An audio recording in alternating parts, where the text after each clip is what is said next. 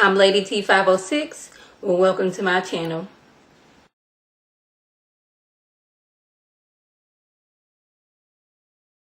Hello, everyone's. I am here for Love and Hip Hop Miami Season 2, Episode 7. If you're new to my channel, welcome. If you're returning, you one of my family members, you one of my peoples, welcome back. We have JC Woo. She and Trina sitting down. She's discussing how it's been hard for her to make it in the music industry.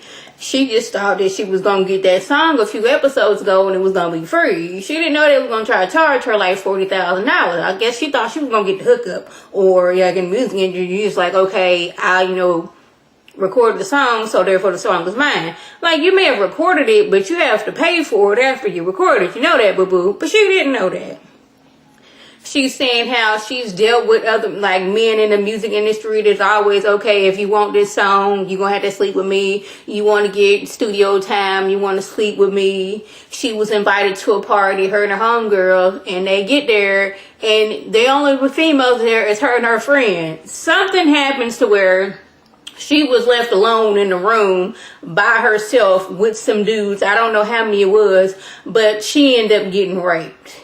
And she's crying, rightfully so. It's like, that's like hard to deal with. You've been invited to this party, so I'm assuming you know this person. And while you're there, your homegirl just leaves you by yourself with all these dudes, and you end up getting raped. Like, if it was just y'all two and y'all seen it, this don't seem like the right time situation y'all should have been in. I wish you would have had a left before things like went that left. But like, I'm just gonna put this out there.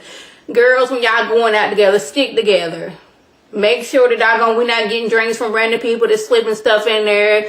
I'm not being left in a room with dudes I don't know, and it's a bunch of them. No, y'all stick together. But I felt bad for Jessie Woo, because like, she just went there for sole purposes of the party, and something was telling her it's not right, and her assumptions were true. She ended up being raped by somebody she knows, and it seemed like it's somebody who was like kind of still famous out here, because they out here living their life, and all this other things. But we're gonna get to that in a minute.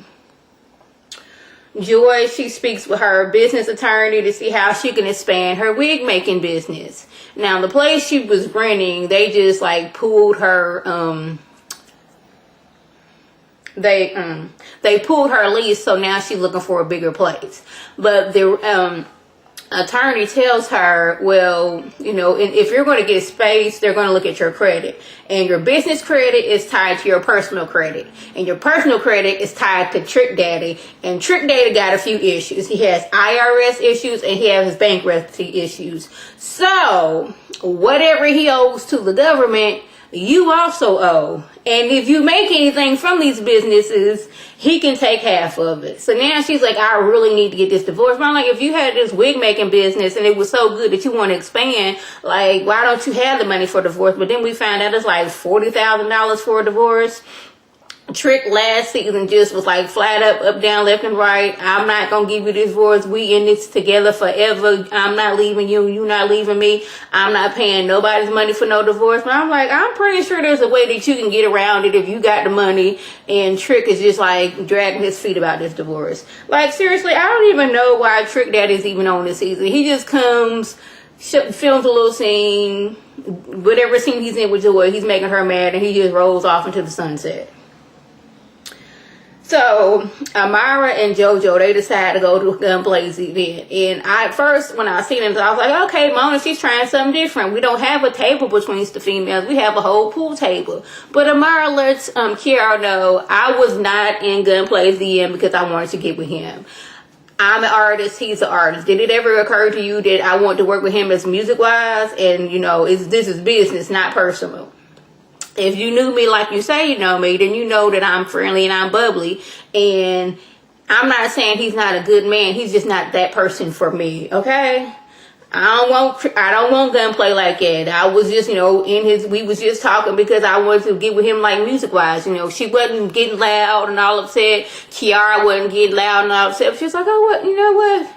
I didn't look at it that way. I guess, with the way Gunplay has acted in the past, she automatically would think that Amara was out here doing this. See, this is another thing that where they made it just, before the season came on, it made it seem like Amara's just out here thotting and bopping. Now, with that whole Jessie Woo situation, She was asking the question in front of everybody. It ain't like she pulled old dude off to the side and was asking him a question. It was a panel of questions that she was asking in front of the whole group. And this whole thing was Gunplay. We both artists. You know, he's alright, but you know, I don't want him like it. It was just strictly about the music. So Joy, she over having a car wash so she can get this divorce money. Now, we had one of them hood car washes where you just roll up and put your quarters in and you spray the water to hurry up and spray the soap before your time go out. Probably cost like $1. She got her homegirls out there washing cars. I was like, I guess maybe if you got a few cute girls and you know you got some men who want to see a cute girl and they wash their car, then maybe. But I didn't know how much money she was going to get for that. And like always, Trick rolls up, causes a scene, gets Joy all upset, throws her $40 and just rolls off into the sun like it wasn't nothing. He was like, you came into this relationship with nothing, you're gonna leave with nothing. I'm not really sure when he said that, but he said that at one point in time. But Trina, she comes to save the day and hands Joy, you know, I'm assuming it was a check, so I'm just hoping she wasn't, you know, running around here with an envelope full of money. But she gonna give Joy this money she needs to divorce Trick Daddy. Like, if we ain't been together like that in like years, then why do we still need to be divorced? I guess because Trick ain't gonna put the money together so they can get this divorce. So Gunplay sits down with Kiara and her family and talking about their relationship and how he just thinks he can say sorry and that's just gonna, you know, erase everything that went on. But Kiara, her wounds need to heal before she can fully get back into this relationship that y'all had before. You know, it's like picking this one, like you have a scab. You know, it has to heal all the way before you can be completely whole again. I know maybe that was kind of a mess up and nasty analogy, but y'all know what I'm saying. Like, her wounds need to heal. She was deeply hurt by what she was doing and all that stuff. And she was saying how it's not how you fall, it's how you get up. Like, you can't keep on doing the same thing over and again and expecting something different. It's going to continue to be the same. It's continue to do the same. I know I'm kind of talking fast, y'all. I apologize for that. But hopefully Kiara's mama was making some sense. Like, look here, bro. If you want this girl back and you say you love this girl, you going to have to do better. You got to let her fully heal until she's fully 100% and getting back. And he says he has to be better for himself, but he's gonna be better for her. And I was like, okay, I'm rooting for Gunplay and I'm rooting for Kiara. But somebody said that she was, what's her name, Goldie from Flavor of Love, and now I can't unsee it. Like, I don't, like, ever since somebody said that, like, I've been trying to, like, does she really? Because I'm trying to remember what Goldie looked like from Flavor of Love, but you know, Flavor of Love been off the air like a good 10 years. But now since somebody said that, I cannot unsee it. So, Tarana Burke, I believe that's how you say her name, pronounce her name. She is the founder of the Me Too movement. I didn't know Me Too movement started back in 2006, but it's made its way to Hollywood, but nobody really talks about it in the hip hop community, in the music community, how girls are either forced to, you know, perform sexual acts if they want to further their career. We've heard about this for the last 2 years. All these women, they have to do this, that, and the third if they want their career to prosper, and if they don't, they kind of like shun and nobody wants to work with them.